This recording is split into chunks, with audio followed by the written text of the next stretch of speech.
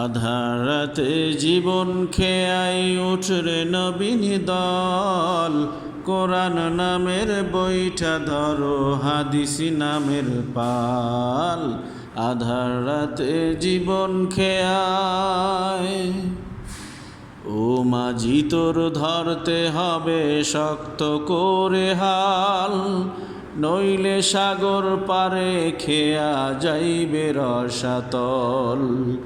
ও মাঝি তোর ধরতে হবে শক্ত করে হাল, নইলে সাগর পানে খেয়া যাইবে রসাতল।